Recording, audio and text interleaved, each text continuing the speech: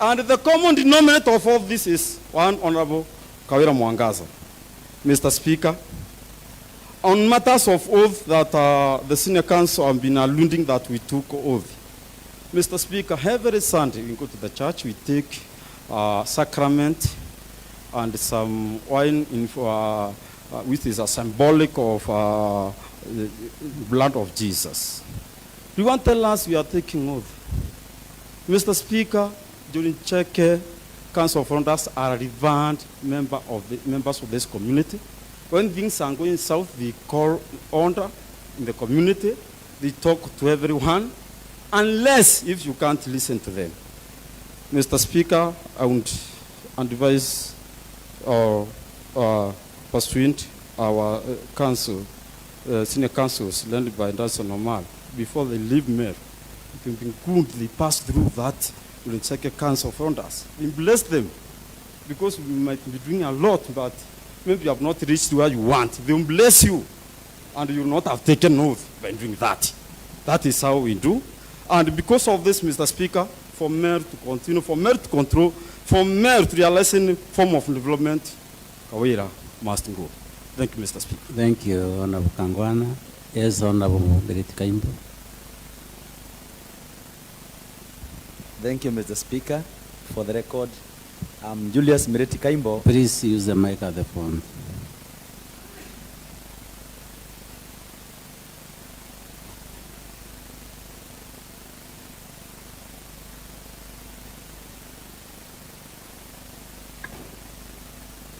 Thank you, Mr. Speaker. For the record, I'm Mireti Julius Kaimbo. I represent the people of Mekidori Ward. And I've stood here to support the impeachment because County 6, according to the ones given by the council for the governor, it has aggrieved me so much on illegally naming of a public road after husband. And this county is honorable. It came up with the Meru County Honors Advance Act 2018 under the former regime. And I remember, for the record, that the chair of the committee was the former Tigania East MP, Honorable Matthew Adams Karaure. And we know there are two roads that were named through the act. That is the Mwariama Road that leads to Mekidori through the Mekidori stage, and another one at the Tuskis called Paimungi. So if this act acted that way, and to that best, and today it is downlooked, it is trampled on, it is sliced down, then as a county, we cannot sit back and watch this go on any further.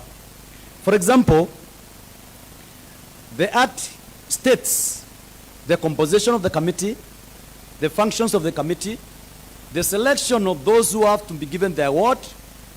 But today, we are using emotional administration to advocate and to execute law, which is wrong. How do we give love or romantic approaches on matters of law? As far as we are relatives, my colleague teacher, Danson Omari, I'm a teacher of music. In adjudication in music, we look at the aspect of a music.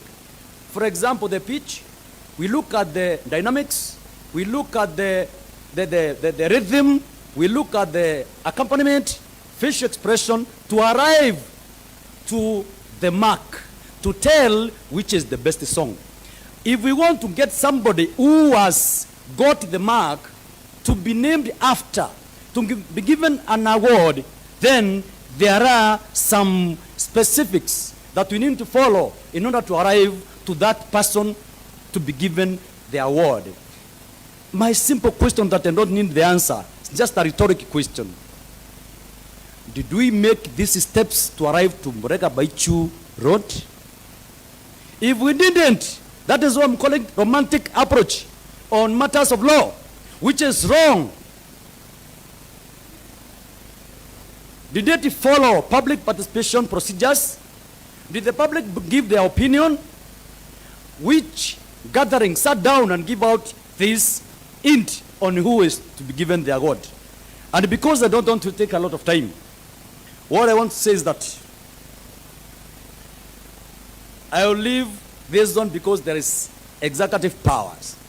I heard the council say that the governor has the executive powers, that she can or he can do, he can say something and it can be done even without following the law. And I hope it happened without the law. To name a road after spouse without the due process. And today I want to give an advice as I conclude. Through a Chinese proverb, that if a king or a queen risks urinating in the bush, even squirrels have a chance to watch at Ace or a Mannywood. Thank you, Mr. Speaker. Thank you, Honorable Minute. Yes, Honorable Kacheri.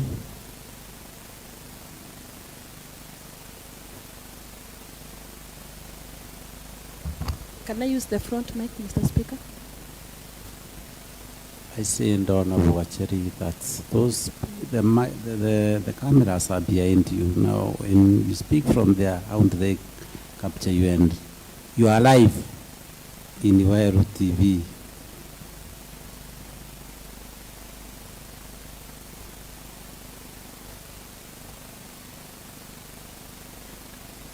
Thank you so much, Mr. Speaker, sir, for giving me this opportunity. My name is Honorable Gasheri Mudhuri, a nominated member in this county assembly by the Jubilee Party. Mr. Speaker, I'm also the chairperson, the Committee of Legal, Justice and Cohesion. Mr. Speaker, I happened to receive the letters that were written by the Deputy Governor that we were able to look into in this county assembly, Mr. Speaker. But before this, Mr. Speaker, allow me to punch one or two holes to what the senior councils have said, Mr. Speaker. And Mr. Speaker, yesterday as I was coming, and I knew the matters that we were coming to discuss today, I passed by my grandparents. Mr. Speaker, they blessed me. Was that an oath, Mr. Speaker? So I want to really tell Mr. Speaker, the councils, that whenever in our Meru culture, it is usually one of the practices that we will go to our elders for blessings whenever we have matters, Mr. Speaker, that concern us at any particular time. Mr. Speaker, the councils have also said one thing, that we were coerced to sign the motion, or we were coerced to impeach the governor. Mr. Speaker, this is very, very wrong. I believe, Mr. Speaker, the members in this county assembly ran the impeachment motion. They understood and they saw the gravity of it. And that's why, Mr. Speaker, very many members, without any coercion, were able to sign the impeachment motion, Mr. Speaker. And I'm also very sure, Mr. Speaker, a majority of them, if not all, are going to support the impeachment motion.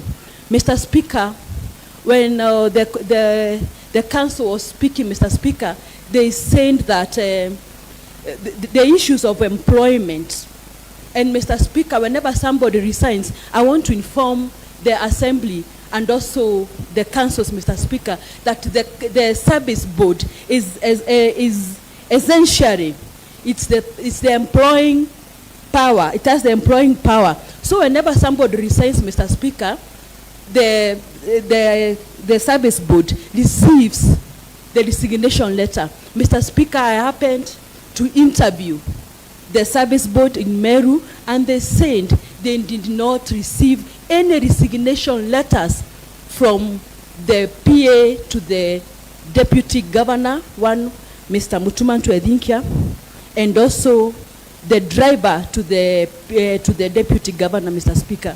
So, Mr. Speaker, when the chief of staff alluded to have received any resignation letters, Mr. Speaker, I want to inform this assembly that there are no letters of such, and because also their immediate supervisor also did not have those letters. That means going forward, there are no such letters. And if they are, Mr. Speaker, probably they are forged letters that probably some forensic audit will be done should those letters, Mr. Speaker, show up any day at any particular time. Mr. Speaker, there were issues of facilitation that were addressed still by the council, Mr. Speaker, and the much talked about the China issue. The issue of money, Mr. Speaker, is not the only resource. Mr. Speaker, I don't want to address the issues of money, but I want to address the issues of human resource. When you are sending some human resource from the country to go in a foreign country and do practically nothing, Mr. Speaker, that is misuse of power, and it is misuse of it is misuse of human resource. That's why, Mr. Speaker, I really feel whatever the council, some of the issues that they were trying to do, Mr. Speaker, was just to mislead the people of Meru, and I'm sure the people. Honorable please conclude your remarks. Thank you, Mr. Speaker. I pray because you give me just more 2 minutes, Mr. Speaker. I'll give you the chair. Thank you so much, Mr. Speaker. Mr. Speaker, this afternoon, I'm very sad because the issues, Mr. Speaker, that basically we are speaking about, they are issues of governance. And Mr. Speaker, I also want to highlight that governance has no issue to do with gender. That is number one. Number two, Mr. Speaker, there were issues that one Honorable Edeba has also addressed. The issue about the Senate having, the Supreme Court, Mr. Speaker, having given a ruling that the governors should be able to attend the Senate. Mr. Speaker, the Senate has the roles, more or less, of checks and balances, more or less what the county assembly have. Therefore, Mr. Speaker, if governors are able to attend to the Senate, it is in the same principle, Mr. Speaker, that the governors should be able to attend to the submissions or to the summons of the county assembly. Mr. Speaker, one governor, Kawira Mwangaza, has broken two rules, Mr. Speaker. One of the contempt of the assembly, not being able to attend the assembly sittings, the assembly summons, Mr. Speaker. And secondly, also not following the precedents set by the higher court in this land, Mr. Speaker, that is the Supreme Court. That's why, Mr. Speaker, I really feel that for us to be able to continue for the issue, for the assembly, Mr. Speaker, to be respected, Mr. Speaker, for the sovereignty to be respected, Mr. Speaker, one Kawira Mwangaza has really broken these rules, Mr. Speaker, and should be impeached. Mr. Speaker, another thing that I wanted to address in a very few ones, Mr. Speaker, is we really understand the gravity of the issue of impeachment. It is not one of the very easiest things. But, Mr. Speaker, there is the rule of law that also needs to be respected, Mr. Speaker. So, Mr. Speaker, for us to be able to say that we are giving or we are supporting the impeachment, Mr. Speaker, it is for the assemblies in Kenya, not only in Meru, to be respected. That's why, Mr. Speaker, if you are having a leader who is not obeying the assemblies, who is not obeying the courts, Mr. Speaker, that person is not fit to be a leader. That's why I'm really requesting this county assembly, Mr. Speaker, to support this motion and we relinquish one Governor Kawira Mwangaza of her duties, Mr. Speaker, so that she can be able, Mr. Speaker, to rest and also see some other people, Mr. Speaker, how they are able to really respect the rule of law. So, Mr. Speaker, I support the impeachment of one Kawira Mwangaza. Thank you so much. Thank you, Honorable Gacheri. Yes, Honorable Mheshimiwa Mbiuki. Thank you, Mr. Speaker, for the opportunity. For the record's purpose, I'm Godwin Motembe Mbiuki, representing the people of Igoji West. Mr. Speaker, today is a very great day. But, Mr. Speaker, I thought the Merians were expecting to see the governor in person. But if the law allows, it is okay, because these are matters revolving between the county assembly, the governor, and the members of the executive. It is unfortunate that the governor has not been able to avail herself, but if the law allows that, is okay. Mr. Speaker, if you look at the Constitution, our Constitution 2010, we created 2 tiers of government. That is the national government and the county government. At the national level, the president is the symbol of unity in the country. At the county level, the same replicate. The governor is supposed to be the symbol of unity. But, Mr. Speaker, it is contrary in this county. Our governor, Kawira Mwangaza, is not a symbol of unity in this county.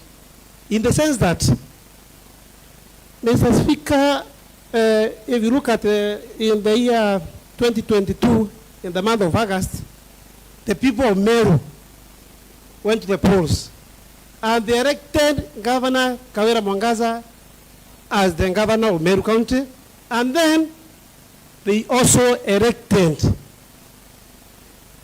Mutuman Tuidhingia as the principal assistant, that is the deputy governor. But if the two cannot unite, if the governor cannot unite with the deputy speaker, how do you expect the governor to unite this county, Mr. Speaker? Mr. Speaker, we are very much concerned about the welfare of this county, Mr. Speaker. That is why, even in our budget, we allocated a total of 174 million in the current budget to ensure that the office of the governor runs smoothly, and the office of the governor includes that of the governor and that of the deputy governor. But surprisingly, Mr. Speaker, if the deputy speaker, deputy governor, even be facilitated to attend county functions, then, Mr. Speaker, there is no way we expect the governor to unite this county, Mr. Speaker. Mr. Speaker, the governor is not working with any elected leader. Not anyone, Mr. Speaker. Mr. Speaker, let me get you back to the last regime. Mr. Speaker, this county belongs to all of us. That is why the former governor, Kiraito Muronge, came up with what we called MESC, a group of professionals, and they came up with the Vision 2040, a very nice document on the issue of developing this county, on where we are supposed to be in the year 2040. But, Mr. Speaker, that very nice document that came to this assembly, the last assembly, it was approved by the assembly, that document has not seen the light of the day. So, Mr. Speaker, where are we ended? Mr. Speaker, I think... Yes, I want to conclude your remarks on Mbiuki. So, Mr. Speaker, that is why I arise, and before I conclude, Mr. Speaker, I'm also worried because our learned council has stated that we are relatives and we are grown-ups. Almost everyone here is married. So we might not see the kingdom of God because we've already committed a sin called incest. Because if you're having affairs with relatives, then you have committed incest. So, Mr. Speaker, anyway, let me say that I stand to support the motion that Kawira Mwangaza, for unity of this county, Kawira Mwangaza must be impeached. Thank you, Mr. Speaker. Thank you, Honorable Mbiuki. Council Dunstan Omari, I can see you have a big task ahead to respond to the issues raised about being related. Yes, Honorable Martin, MCA Timaru. Okay, thank you, Mr. Speaker, sir. And for the purposes of record, I'm Martin Kimathi Moriongi, representing Timor Ward, and I'm here to support the motion for the impeachment of the Meru governor, that's Kawira Mwangaza. If I can remember very well, on the dawn of August 9th, we woke up very early in the morning to go and vote leaders of our choice, and Kawira Mwangaza being one of them. And during the result announcement, I was so happy. I almost shed my tears because I believed everything in Meru County has changed. I saw Nkunti, I saw Nkund Meru, I saw Great Meru. I thought of Great Meru, a Meru where every leader would be respected, a Meru where finances would be used prudently, a Meru where the governor would represent every corner of the county, a Meru where everyone would be given the opportunity to serve and to mingle and to associate with others, Mr. Speaker, sir. But I think I was wrong and naive, Mr. Speaker, sir. I think I was wrong because the governor has given us the opposite of what she claimed to give us. The opposite of what she signed as a promissory note. A promise that she would protect the Constitution. A promise that she would work within the confines, provisions, and the dictates of the Constitution, Mr. Speaker, sir.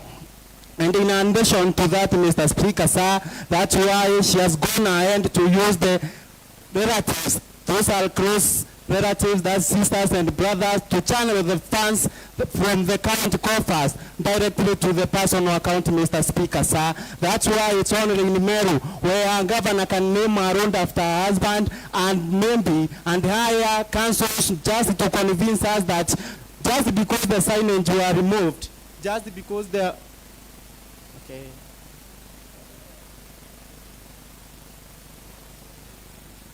That's why it's only in Meru where a governor can name a road after her husband and hire councils to convince us otherwise that by removing a signage, then the road ceased to exist. I am asking this to our senior councils. What if today what if today we go there at Njurincheke Street, we remove the signage where the road ceased to exist? Another thing, if for sure those who went to Chinese, they were on a personal or private tours, why didn't they write a report or a letter? Why didn't they seek the clearance from the office of the devolution, from the State Department of the devolution? If at all I need to go to China today for my own private business, do I have to go through the State Department of devolution to seek the clearance? That question, I'm directing it to our senior counsel, Mr. Nomari. The second question is about the public participation. We intend the public participation at the one's level. For your information, constituencies are made of wards. So in our case, it happened at Kisima Ward. So you cannot rule out that the public participation was not done at the ward level. Another thing concerning the traffic marshal, thank you for admitting that they were indeed employed, but who create the offices in this county? Is it not the county public service board? Who clears, who pays them? How are they elected? But our governor accepted this and went direct and created this indirect by usurpation of powers bestowed to the county public service board. She went ahead and created the offices, which I can call it is just duplication, because we have the same enforcement office that exists and which is. Yes, Honorable Martin, please conclude. Okay. Another thing, and my last thing, is that I would like you to go and advise our governor and those who will in the future seek your assistance or seek your services that the governor does not enjoy any immunity. And for the purposes of record and in my conclusion, I'm telling you this, that in own time, the just God who turned the water into debate, into wine, who turned the water into wine, will make Meru great again. And the urgency of the moment is to impeach Honorable Kawira Mwangaza. Thank you. Thank you, Honorable Martin. Honorable Joki, I'll give you just 2 minutes. And then I'm finished now with my left-hand side. Please don't raise hand from that side. Yes, Honorable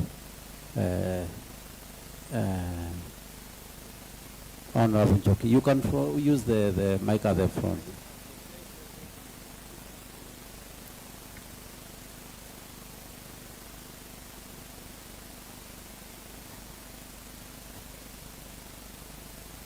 Thank you, Mr. Speaker, sir. My name is Njoki Mugambi, representing the great people of Mwangandia. I'm here supporting the motion that Kawira must go. Mr. Speaker, also allow me, with all respect, that I remind the whole Meru that you are also called Solomon, the wisest man they had in the face of the heart. Therefore, I saw that many people have not recognized the big and the effort that you're making to all of us. I want to dispute the State Council, Omar, for disputing and saying that the Njurin Cheke was influencing and blessing people without any reason. I just want you to know that we have even invited His Excellency, the President of this Republic, to visit that shrine and to be blessed by the same Njurin Cheke. It also happened to Uhuru Kenyatta. At one time he came there. He was blessed by the Council of Elders. So you cannot dispute when we go as MCAs for blessings, you cannot say that you are going to take a hold. I'm sure you should at least apologize, not only to the MCAs, but also to the Njurin Cheke elders. Mr. Speaker, I just want to say a few things about the naming of the road. And this happened again in Nairobi. It was done by Her Excellency, Kananu Mwenda, where she named a road somewhere in Kileleshwa. The road was called Diki Diki Road. And she decided to award Atwoli. So she gave Atwoli, she changed the name of the road and called it Atwoli Road. But the poster was there. The signs were there. However, the Assembly of Nairobi, led by the minority whip called Waithera Chege, disputed the whole issue. And this one was taken to the Assembly, Mr. Speaker. When it was taken to the Assembly, on 26th May, the MCA for Roysambu brought a motion, a bill, so that they come up with a program of naming roads in Nairobi. And this one happened that the road, the first thing, a committee was formed and the road was renamed. This time round, it was given the proper name. The governor was involved, that Kananu Mwenda, the MCAs, and the committee that was involved was used, and they gave the right name now, the Francis Atwoli Road, simply because of a temporary work the court boss had done to this nation. Mr. Speaker, there are some other roads that were given names, like the Legend, the Kandenge Road was given a name because of a temporary performance in football. I wonder, Mr. Speaker, the temporary work that Murega Vaichu has done to this county, so that a road is named after his name. Mr. Speaker, with those very, very many few remarks, just because of interest of time, I would have wished to say more, but I dispute my friend, the lawyer, again, for trying to dispute science and say that we are related. If we were related, all of us could be dead. We could have died of genetic diseases, like leukemia, like anemia, like sickle cell anemia, like diabetes. The biodiversity allows us to live when we are not related. But if we are related, then a virus will come and sweep the whole race in Meru. So I just approve that theory that we are related, and kindly do research on science just before you bring it to us. Thank you very much, Mr. Speaker. Thank you, Honorable. I just want to give these directions, and that will be my final directions. I want to give Honorable Kareb, Honorable Kidenji, Honorable Kenaibai, and I close at that, please. I have given directions. I will not give any further directions after that. I have given directions, and members, you have to obey to that. Yes, Honorable Kareb. 2 minutes each. Thank you, Mr. Speaker. Again, my name is Caleb, representing the great people of municipality, and being the host, it would be a little bit unfair not giving me a minute to say 1 or 2 things. And I'm a man of few ones. I'll just say today our council have raised a very grievous issue, Mr. Speaker, because from here we don't know what name to refer our governor to. I don't know, Mr. Speaker, if I'll call her Faith Kawira Mwangaza, Faith Kawira, or Mwenda. Because, Mr. Speaker, she is using all these names at the same time. But I'm happy today because we have the council, and they are very good in criminal law. You know, we are getting them something to do, maybe, and convert them to come to our side, so that they can help Meru and save Meru from this crook, because I don't know who else could use 3 names at the same time. The other thing that I would like to make Meru know, we are not against the governor naming loans. Mr. Speaker, giving the governor the doubt of naming loans. Tomorrow we would wake up and meet this building named after someone. So we are trying to regulate as a county government. So I stand to support the impeachment. Thank you. Thank you, Honorable Kareb. Yes, Honorable Kidenji. Thank you, Mr. Speaker, sir. For the purpose of record, I'm Honorable Felix Kidenji Murigi Ntuo, representing the great people of Railway Railway Ward. Mr. Speaker, sir, today I've had a great joke of the year from my friend Dustin Bin Omal. I think... Honorable Kidenji is Dunstan. I'm sorry. Mr. Speaker, sir. Please make that correction and apologize. I withdraw, Mr. Speaker. That's my... Dunstan. Dunstan Omar. Yes. Whatever the name. Because, Mr. Speaker, you see, my advice is to the Meru County Governor, Honorable Kawira Mwangaza. I would like to advise her on TV, because it's very hard to get her today.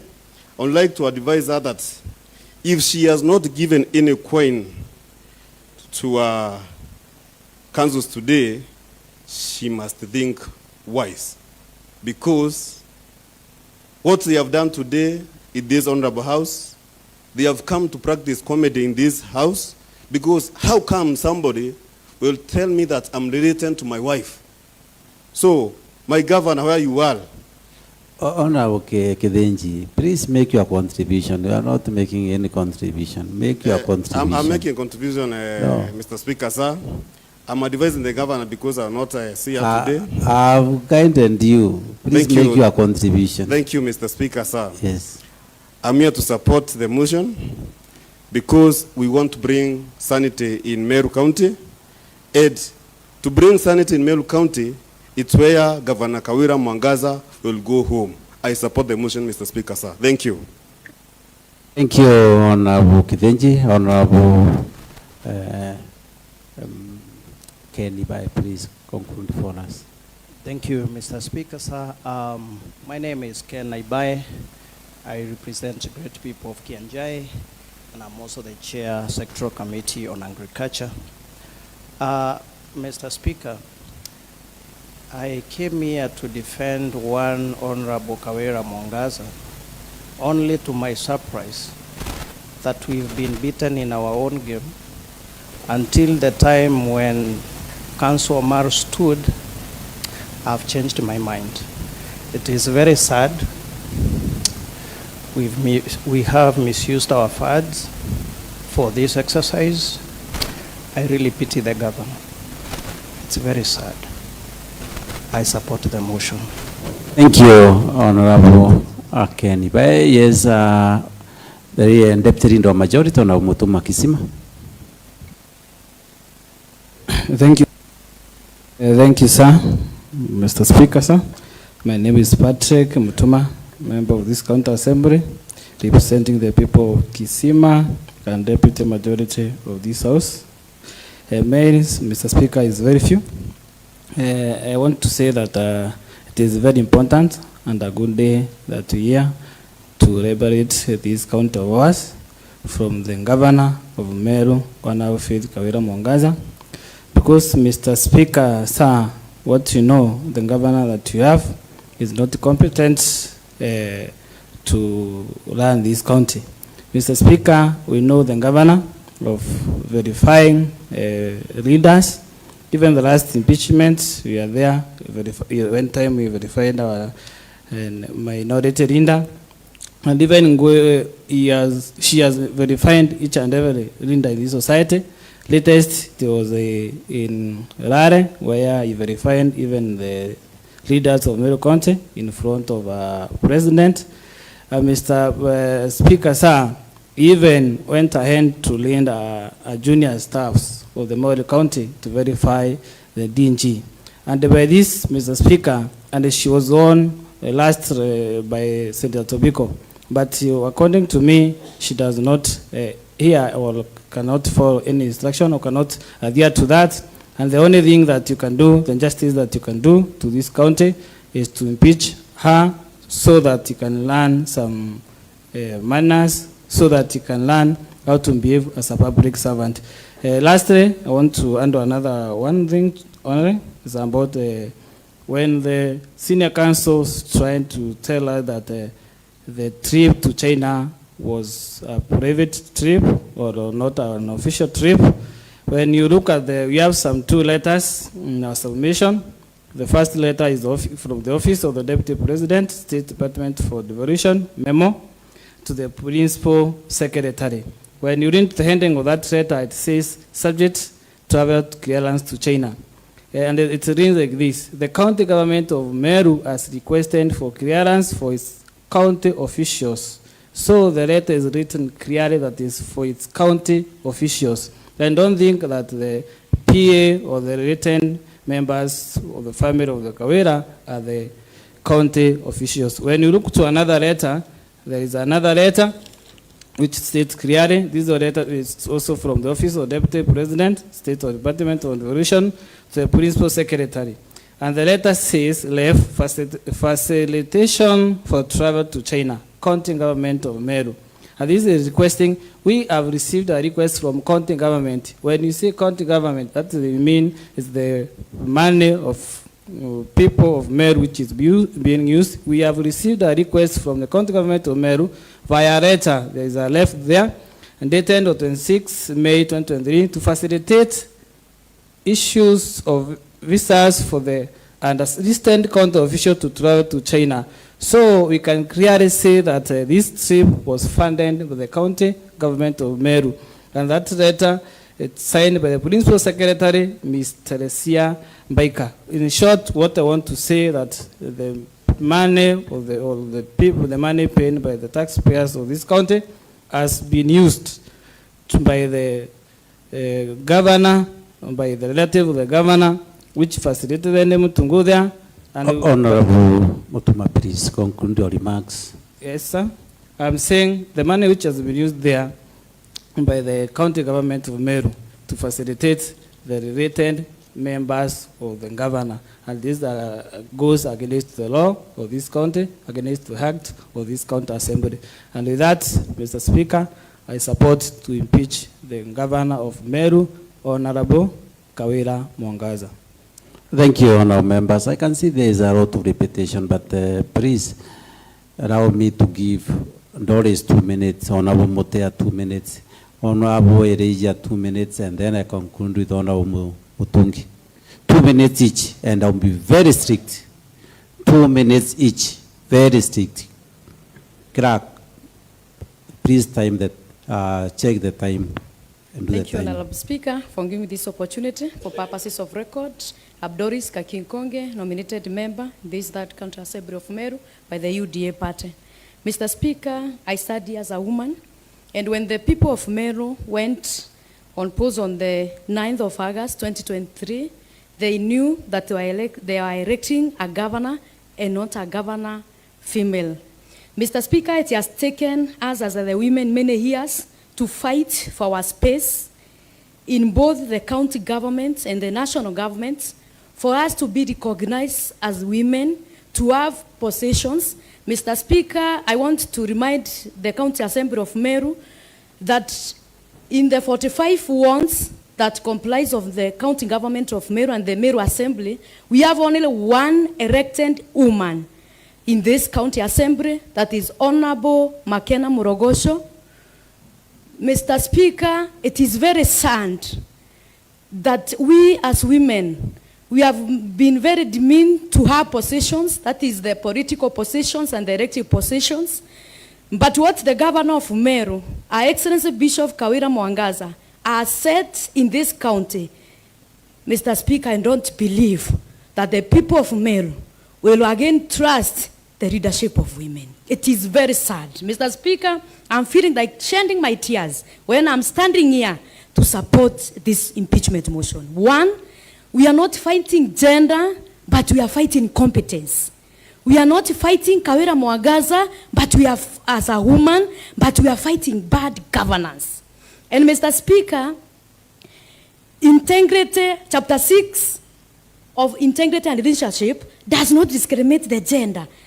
Integrity is paramount regardless of your gender.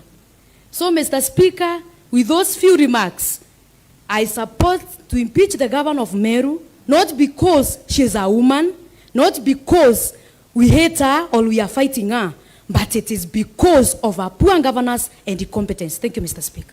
Thank you, Honorable Doris. Honorable Motea, please take the floor. 2 minutes each.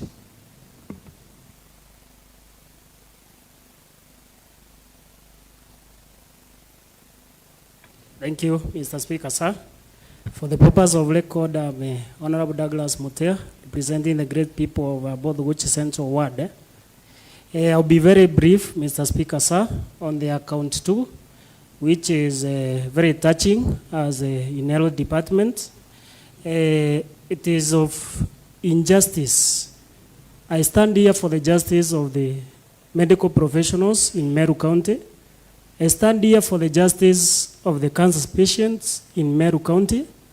I wonder, let me go direct to our governor who purport to love the Meru people or Kanaka Meru.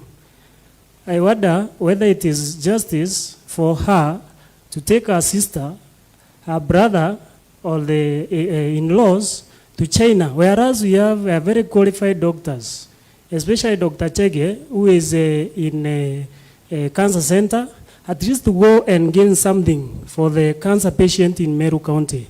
It is very saddening, it is very painful, and I can tell my governor, I don't think even God will forgive you for this greediness of going all to sacrifice the cancer patient for the purpose of supporting your sisters or your brothers. I'll ask the Senate, this time round, let us save the Meru people. Senate, listen to this cry and save the people of Meru. I stand to support the motion, Mr. Speaker. Thank you, Honorable Motea. Yes, Honorable Ereja Kimathi from the Ngada Ward. Okay. Please use the microphone at the front.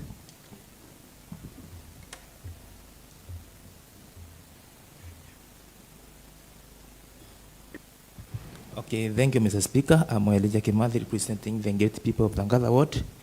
I'm standing here to support the impeachment.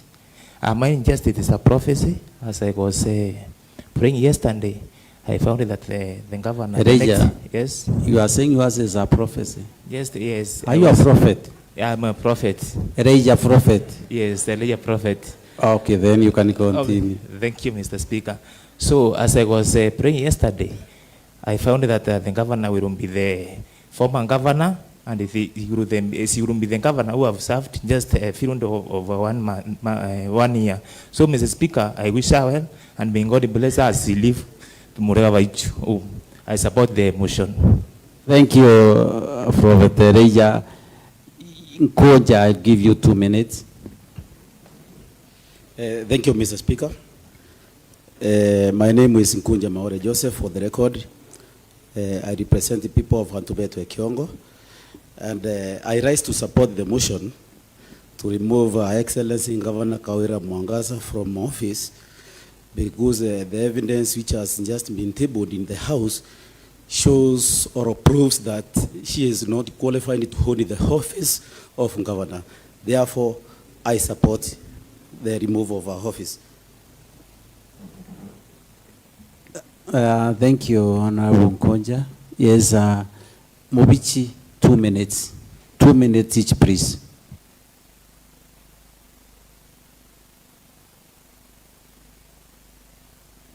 Thank you, Mr. Speaker. For the purposes of LECON, my name is Frederick Mobichi Kirema, representing great people of Nyaki West. Mr. Speaker, today I stand here to support the motion to impeach Governor Kawira. And there is something that I've noticed very special from the previous motion. Today, I just say that the council have now completed our journey, having come. Last time they never represented themselves.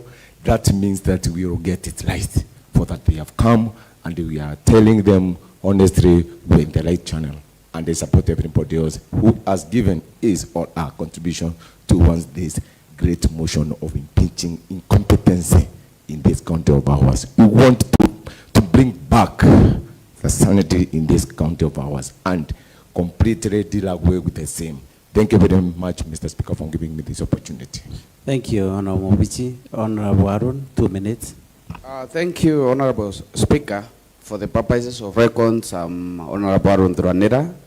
I represent Abogeta East. Honorable Speaker, I rise to support the motion to impeach Governor Kawira Mwangaza, because the evidences that have been tabled in this assembly, Honorable Speaker, it has proved beyond the probabilities.